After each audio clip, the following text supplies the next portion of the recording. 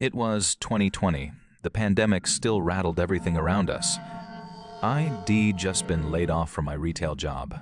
No time to cry, no time to think. I took the job, rolled up and headed over. The area was dead quiet, no cars parked anywhere, just dim parking lot lights. He didn't say much, just nodded when I asked if the drop-off was right. A quiet neighborhood 20 minutes away. He replied simply, just needed to get out of there.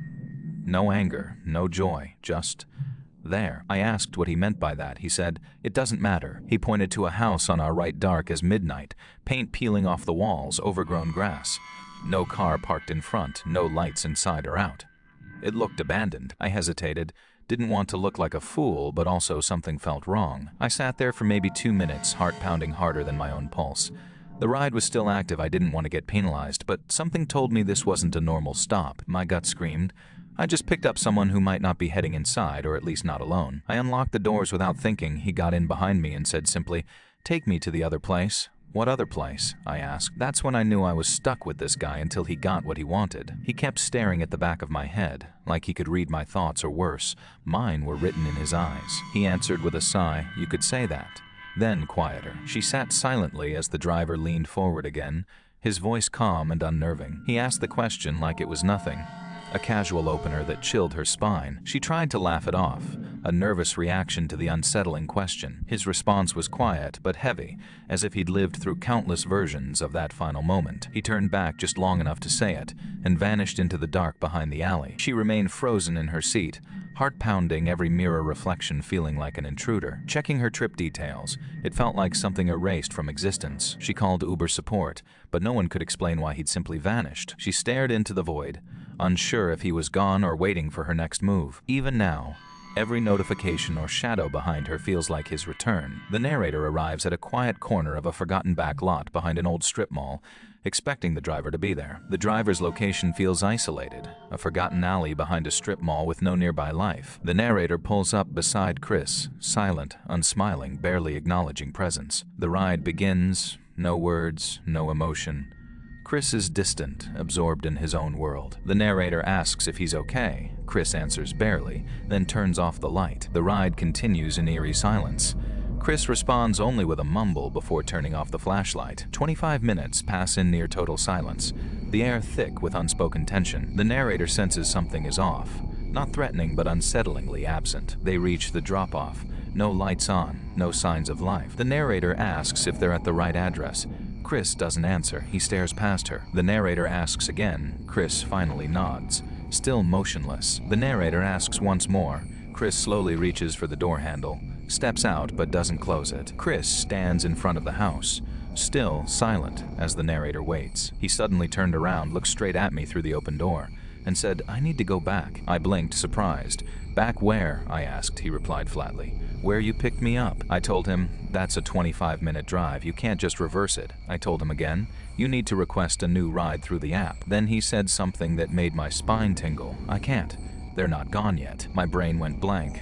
Who's not gone? I asked, but he gave no answer. He begged, please, I need to go back. I repeated, you need to request a new ride through the app. He repeated, I can't. They're not gone yet. My brain went blank. Who's not gone? I asked, but he gave no answer. He begged again. Please, I need to go back. I repeated once more. You need to request a new ride through the app. He said again, I can't. They're not gone yet. My brain went blank. Who's not gone? I asked, but he gave no answer. He begged again. Please, I need to go back. I repeated once more. You need to request a new ride through the app. He repeated, I can't. They're not gone yet. My brain went blank. Who's not gone? I asked, but he gave no answer. He begged again. Please, I need to go back. I repeated once more, you need to request a new ride through the app. As we got closer, he started breathing heavier, rocking slightly in the seat. At one point, he whispered they were still there. They wouldn't to leave no matter what I do. We pulled up to the house again, still no lights, still nothing visible inside. He stepped out without saying a word, walked straight to the front door, and stood there. No knock, no sound, just stood silent for 30 seconds before I pulled away. Made damn sure all doors were locked. Parked 3 blocks down under streetlight and sat there 10 minutes trying to process everything.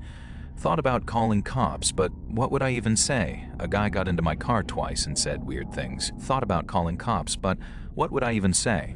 A guy got into my car twice and said weird things. No crime technically, so I just drove home, didn't sleep that night. The next day, I reported it to Uber. Regretted not reporting it to the police too, because maybe he was sick in the head needing help. Hope he didn't hurt anyone. Who knows if that house was really his parents' place, or if he'd been having a manic episode. I am 18, live alone with my dog. About 8 miles out of town, so delivery can be tricky sometimes. Never thought much about Uber Eats being bad. You hear stories, you think they want tea happen to you. That Friday evening, I was cleaning my apartment, getting ready for my boyfriend to come over. We re long distance, only see each other weekends, so I usually clean everything before he arrives on Saturday.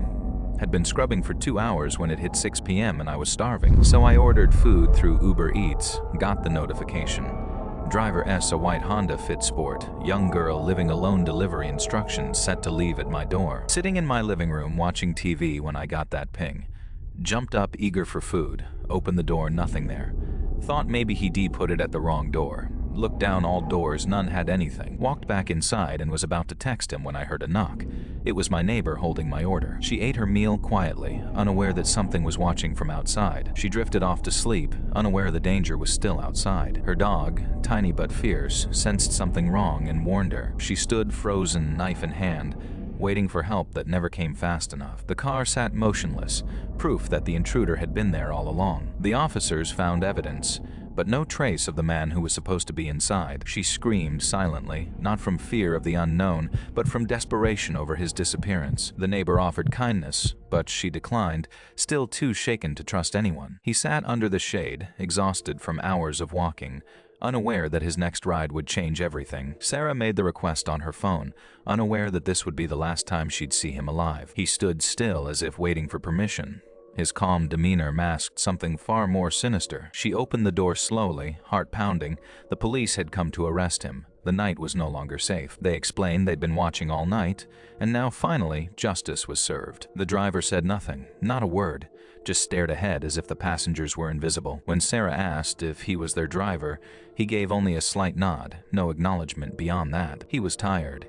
He hadn't checked the car or driver, too exhausted to care. Sarah realized too late they were being taken in the opposite direction, and the Uber app confirmed it. He stared back, no words, no reaction, just patience wearing thin. He reached for the knife, a final warning before confrontation. He finally acknowledged them and pulled over without a word. They stepped out together, shaken but alive.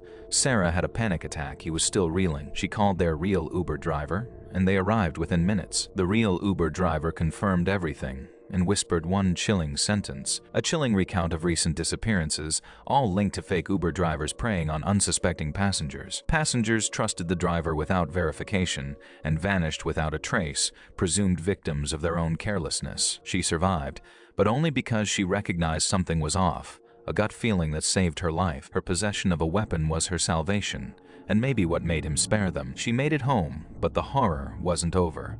The authorities were alerted, yet no one followed up. The police promised to investigate, but their silence became the final haunting note in this story. She feared the driver might not be captured, and that his reign of terror would continue, unnoticed by anyone else. The survivor reflects on her own mistake, the failure to verify the driver's identity before getting into the car. Her final warning, a mantra for anyone who rides with strangers: verify the driver. Stay aware, never let your guard down again.